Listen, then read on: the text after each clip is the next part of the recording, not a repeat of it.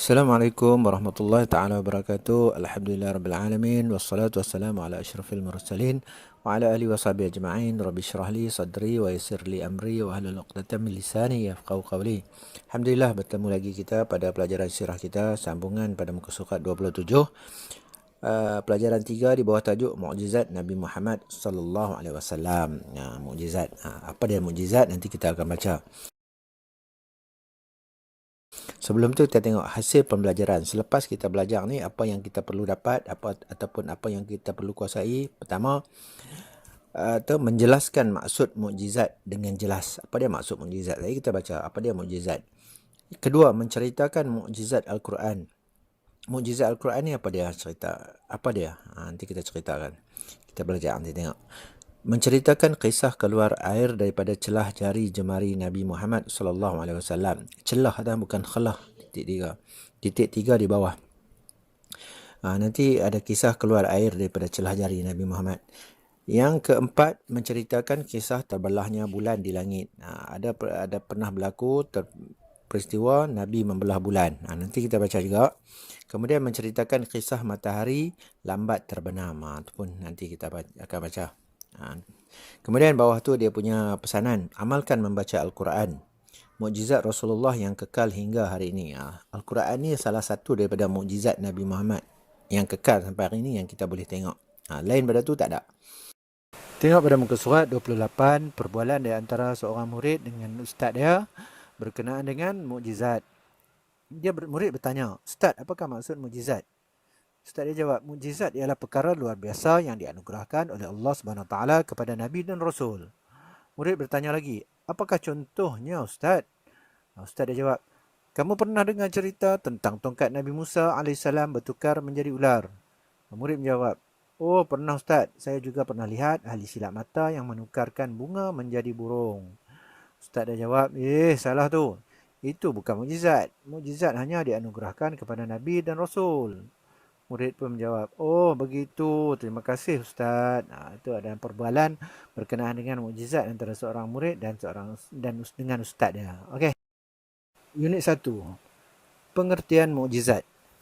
Apa dia mukjizat?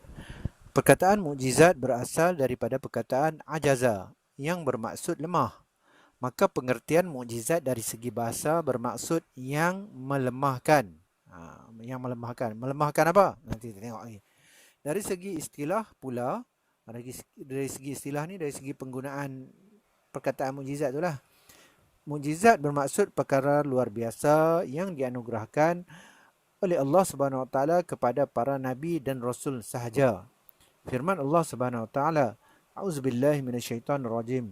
وَلَقَدْ جَاءَكُمْ مُوسَى بِالْبَيِّنَاتِ ثُمَّ اتَّخَذْتُمُ الْعِجْلَ مِنْ بَعْدِهِ وَأَنْتُمْ ظَالِمُونَ. Sadaqallahul Azim. Surah Al-Baqarah ayat 92. Bermaksud, sesungguhnya Musa telah datang kepada kamu membawa bukti kebenaran, yakni mukjizat.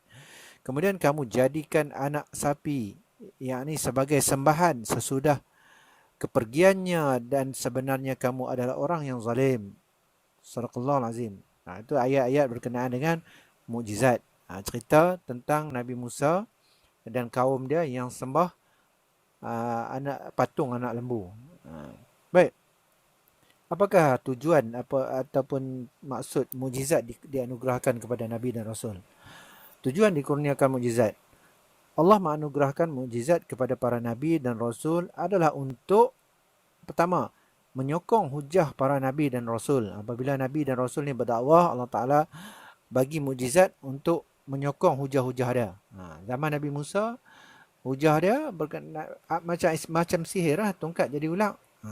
Sebab zaman dia tu banyak ahli sihir. Kemudian yang kedua, membuktikan kebenaran ajaran yang disampaikan oleh para Nabi dan Rasul. Mukjizat ni supaya nak dilihatkan bahawasanya ajaran yang Nabi-Nabi bawa ni benar, kebenaran, ada kebenaran, iaitu ajaran yang Nabi bawa ni semuanya benar. Itu Allah Ta'ala bagi mukjizat kepada Nabi-Nabi. Yang ketiga, mematikan hujah orang kafir yang menentang para Nabi dan Rasul. Itu ialah mukjizat tu untuk lawan hujah orang-orang kafir. Sebab tu nama dia melemahkan mukjizat. Maksud dia melemahkan. Ciri-ciri mukjizat. Apa dia ciri-ciri dia? Pertama, kejadian yang luar biasa yang tidak dapat dicapai dengan akal. Benda yang kita tak boleh nak fikir dengan akal. Tak sampai. Tak boleh fikir.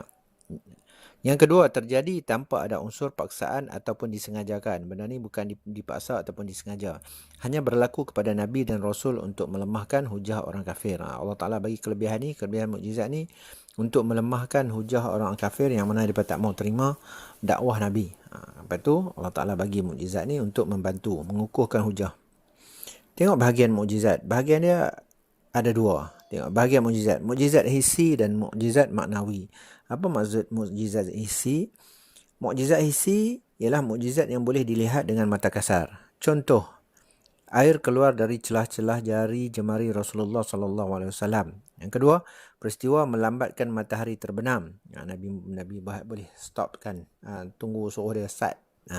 Dan yang ketiga, bulan terbelah dua tu boleh tengok dengan mata kasar. Boleh tengok dengan mata kasar. Kemudian mukjizat maknawi.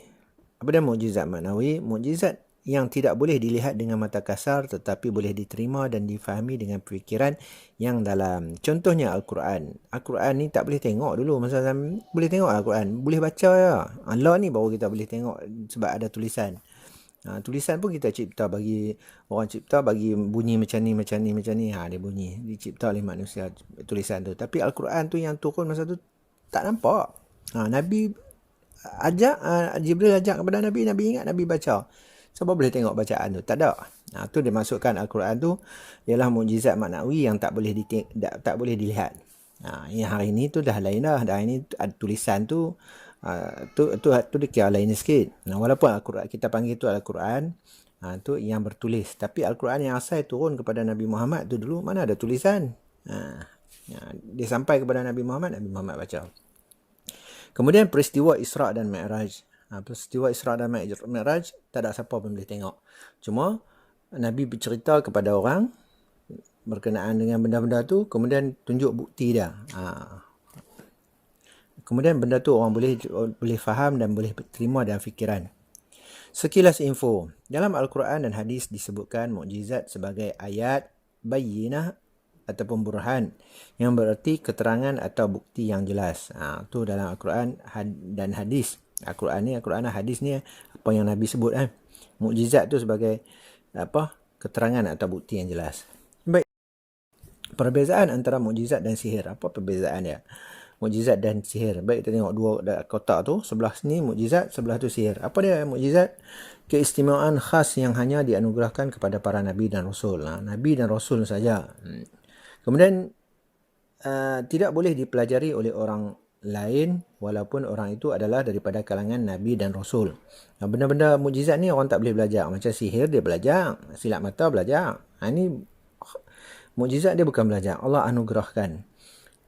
Tidak bertentangan dengan syarak dan wajib dipercayai oleh umat Islam. Benda-benda tu tak akan bertentangan dengan syarak. Kalau bertentangan dengan syarak, tak boleh. Ayah pin ke apa macam-macam ni suruh sembah dia, tu tak boleh. Tu bertentangan dengan syarak.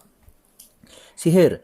Apa dia sihir? Sihir benda pelik juga. Nanti kita tengok apa dia. Keizinan yang dikurniakan oleh Allah Subhanahu Wa Taala kepada manusia untuk melakukan perkara luar biasa. Kadang-kadang kita tengok orang buat magic. Orang tikam tembus tapi tak mati kan. Okey. Orang kerat badan jadi dua tapi duk gerak lagi. Tapi tak mati. Macam itulah. Tu sihir ataupun silap mata. Boleh dipelajari daripada orang yang mahir dalam ilmu tersebut. Sihir ni boleh belajar. Belajar sihir, santau ke, buat magic ke, silap mata, boleh belajar. Bertentangan dengan syarak dan boleh membawa kepada syirik. Benda ni bertentangan dengan agama Islam. Syarak tak benarkan. Seterusnya, kisah Nabi Musa AS dan Fir'aun. Tengok sikit lagi. Dalam surah Taha, Allah SWT menceritakan tentang Fir'aun yang mengumpulkan semua tukang sihir untuk mencabar Nabi Musa AS. Fir'aun memerintahkan ahli-ahli sihir itu untuk menunjukkan kehebatan masing-masing dengan menukarkan tali menjadi ular. Nabi Musa alaihissalam memohon pertolongan daripada Allah Subhanahu Wa Taala dan Allah mengizinkan tongkat Nabi Musa alaihissalam bertukar menjadi seekor ular yang besar. Ular Nabi Musa menelan semua ular-ular ahli sihir tersebut. Zaman Nabi Musa ni zaman sihir. Sebab tu Allah Ta'ala beri mukjizat kepada Nabi Musa sama macam sihir mereka. Tapi Nabi Musa punya bukan sihir, Nabi Musa punya mukjizat. Jadi ahli sihir tu pun jadikan tongkat depa ulang, tali lah apalah, ulang kecil. Nabi Musa punya tongkat tukar jadi ulang yang besar. Dia telan semua ulang ahli sihir tu. Kemudian muka surat 32. Ahli sihir Fir'aun menjadi terkejut dan tergamam. Mereka menyedari bahawa apa yang dilakukan oleh Nabi Musa AS itu bukanlah sihir, tetapi ia adalah mukjizat yang dikurniakan oleh Allah Subhanahu Wa Taala. Akhirnya mereka berserah diri dan berkata, kami beriman kepada Tuhan Nabi Musa AS. Mereka ni ahli sihir. Mereka tahu sihir ke bukan sihir. Mereka tengok Nabi Musa, ini bukan sihir ni, lain pada sihir ni. Itu adalah mukjizat.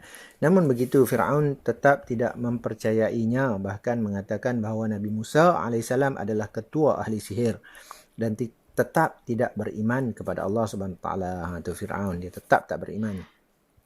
Penghayatan. Kita hendaklah beriman kepada Rasul dan membenarkan segala ajaran yang dibawa oleh Rasul. Kita hendaklah beriman dah. Penghayatan kita beriman kepada Rasul. Dan membenarkan semuanya yang dibawa oleh Rasul. Nombor 2, semua makhluk di dunia ini tidak akan dapat mengatasi kekuasaan Allah Subhanahu Wa Taala. Siapa kata dia boleh mengatasi kekuasaan Allah, itu bohong lah. Kita semua makhluk dunia tak dapat. Sebagai umat Islam, kita diharamkan mempelajari atau mengamalkan ilmu sihir. Orang Islam ni tak boleh mengamalkan ilmu sihir. Haram. Allah Ta'ala marah ilmu sihir. Allah alam. InsyaAllah kita akan sambung lagi pada tajuk yang seterusnya, mukjizat Al-Quran. InsyaAllah pada muka surat sebelah tu. Okay. Assalamualaikum warahmatullahi taala wabarakatuh.